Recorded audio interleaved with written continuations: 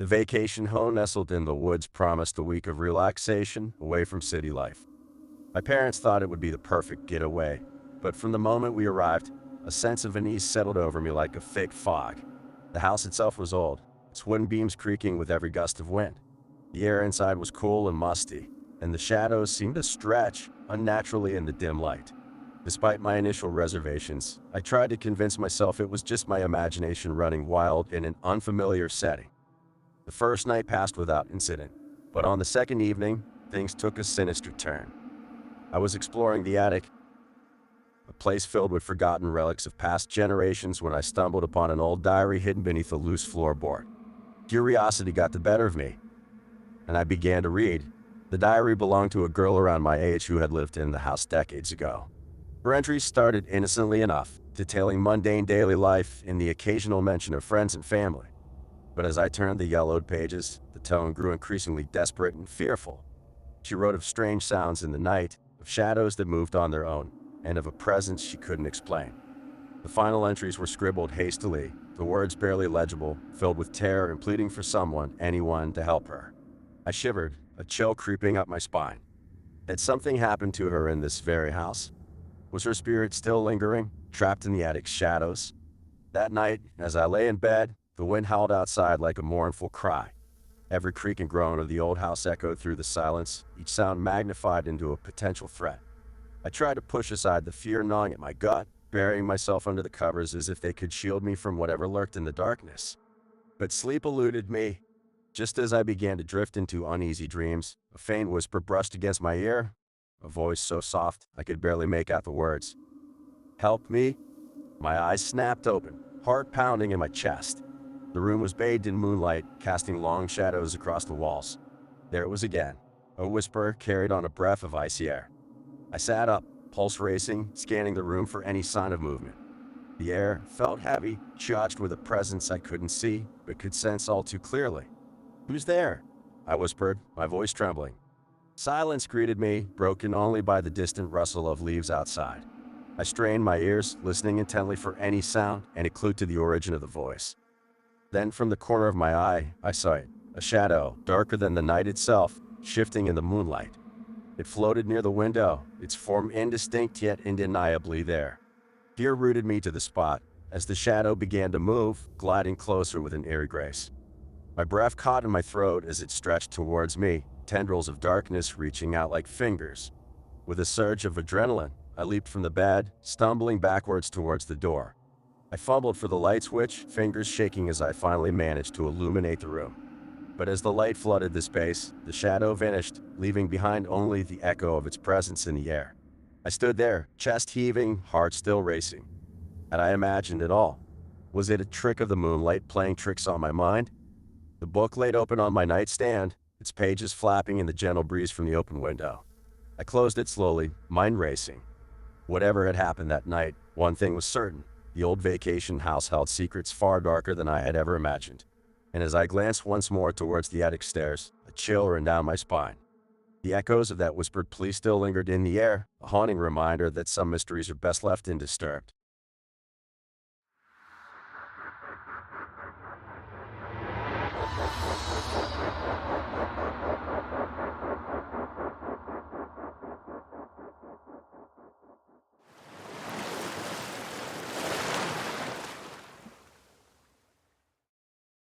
The vacation home stood perched on a cliff, overlooking the turbulent sea below. It was a picturesque retreat, a place where my family and I hoped to unwind and escape the stress of everyday life. Little did we know, the tranquility of the setting would soon be shattered by something far more sinister. The first night in the house was peaceful. The sound of crashing waves lulled us to sleep, and the salty sea breeze filled the rooms with a refreshing tang. But as the days passed, a sense of unease crept over me like a creeping fog. It started with small things, a door that I was sure I had closed swinging open on its own, footsteps echoing in empty hallways when no one else was around, and cold drafts that seemed to seep through the walls despite the warm summer weather. I tried to dismiss these occurrences as figments of an overactive imagination, but each night brought new disturbances. Whispers echoed through the halls when I was alone, fleeting shadows danced at the edge of my vision, and a chill settled over the house that had nothing to do with the sea breeze. One evening, as I wandered through the dimly lit corridors, A door at the end of the hall caught my attention. It was a room we had all avoided since arriving, a room that seemed to exude an oppressive aura unlike any other part of the house. Against my better judgment, curiosity drove me closer. The door creaked open with a reluctance that sent a shiver down my spine. Inside, the air was heavy with a musty odor, and the room felt colder than the rest of the house. My flashlight swept over the dusty furniture, a bed with rumpled sheets as if someone had just risen, an old dresser with faded photographs, and a mirror with a cracked surface that reflected a distorted image of the room. I approached the mirror cautiously, heart pounding in my chest. As I peered into its fractured depths, my reflection seemed to waver, as if another presence lurked just beneath the surface. A chill wind swept through the room, extinguishing the flashlight's beam with a soft click. Darkness enveloped me, thick and suffocating, and I struggled to suppress a rising sense of panic. And then I heard it, a soft whisper, barely audible yet unmistakable in its urgency. "Help me." The voice echoed in the darkness, sending a chill down my spine. My pulse raced as I spun around, searching for the source of the plea. But the room remained empty, save for my own trembling form. I stumbled backwards, heart pounding in my chest, desperate to escape the oppressive atmosphere of the room.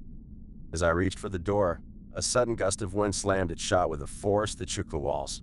Fear gripped me as I fumbled for the handle, hands slick with sweat. With a final burst of strength, I wrenched the door open and stumbled into the hallway, gasping for breath. Behind me, the room stood silent and still, as if nothing had happened. But I knew better. I had felt the presence in that room, heard the desperate cry for help that echoed through the empty spaces of the house. As I fled down the stairs, the salty sea breeze offered little comfort. The vacation home, once a sanctuary of peace, had become a prison of secrets and unseen forces.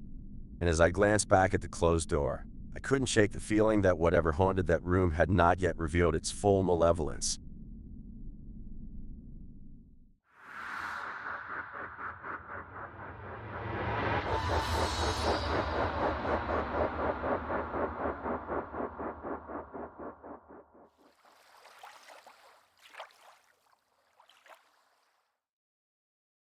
The vacation home was meant to be a retreat, a quaint cottage nestled beside a tranquil lake, surrounded by towering pines that whispered secrets in the breeze. It was idyllic, picturesque, the perfect escape from the stress of everyday life. But from the moment we arrived, I sensed a subtle shift in the atmosphere, like a thread of unease woven into the fabric of the place. The house itself was charming, with its weathered wooden walls and a front porch that creaked underfoot. Inside, the air was heavy with the scent of old wood and memories long faded. It felt like stepping into a time capsule, a relic from a forgotten era. On the first night, as darkness fell like a cloak over the lake, we gathered around the fireplace, the crackling flames casting dancing shadows on the walls. Laughter filled the room, mingling with the soft lapping of water against the shore. But beneath it all, a nagging sense of dread gnawed at me, an instinctive feeling that we were not alone. As the hours slipped by and the fire burned low, my unease grew. Every creak of the floorboards, every rustle of the curtains stirred a primal fear deep within me. I tried to dismiss it as nerves, the unfamiliarity of the surroundings playing tricks on my mind. Yet, a part of me knew there was more to it. The second night brought a storm, a tempest of wind and rain that battered the cottage like an angry beast. Thunder shook the walls, lightning slashed through the darkness, casting stark shadows that danced across the ceiling. Amidst the chaos of the storm, strange things began to happen. The door slammed shut on its own, despite the lack of wind inside. Shadows moved in the corners of my vision, fleeting and indistinct. And in the dead of night, whispers drifted through the hallway, a soft murmur of voices that sent shivers down my spine. I tried to confide in my friends, to share my growing apprehension, but they dismissed my fears with nervous laughter and forced smiles. They too had noticed odd occurrences, a flickering light, a cold draft that seemed to come from nowhere, but chalked it up to the quirks of an old house. Desperate for answers, I ventured into the attic, a space filled with forgotten relics and dusty memories. The air was thick with a musty odor, the floorboards groaning underfoot as I searched for clues among the cobweb-covered boxes. And then, I found it, a journal tucked away in a corner, its pages yellowed with age and ink faded by time.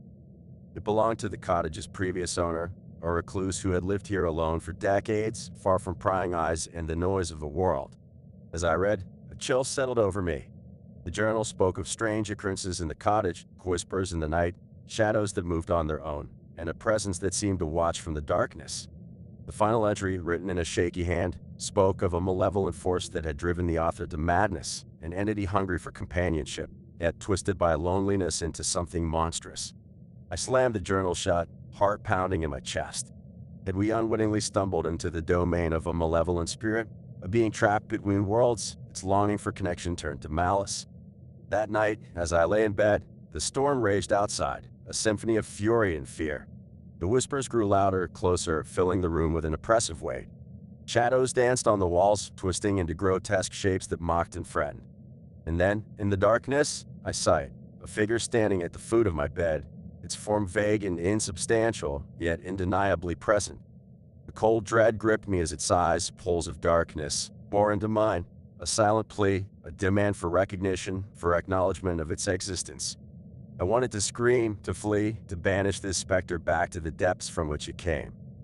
But fear held me captive, rooted to the spot as the figure reached out with ghostly fingers, its touch icy and insistent. "Help me," it whispered, a voice like wind through dead leaves, echoing in the hollow spaces of my mind.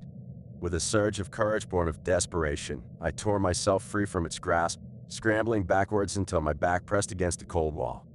The figure advanced, its form flickering in and out of existence, a testament to its tenuous hold on our world. In a final act of defiance, I shouted, my voice raw with terror and defiance. "Leave us be. You have no power here." And with those words, the figure faltered, its spectral form wavered, and then dissolved into nothingness. The air grew still, the whispers faded, and a profound silence settled over the cottage once more. Morning came, casting soft light through the windows, chasing away the remnants of the night's stare. My friends found me pale and shaken, recounting a tale they struggled to believe. But as we packed our belongings and prepared to leave, I knew that the memories of those haunted nights would stay with me forever, a reminder of the thin veil that separates the living from the dead, the real from the unreal. As we drove away from the vacation home, the sun breaking through the canopy of trees, I glanced back one last time.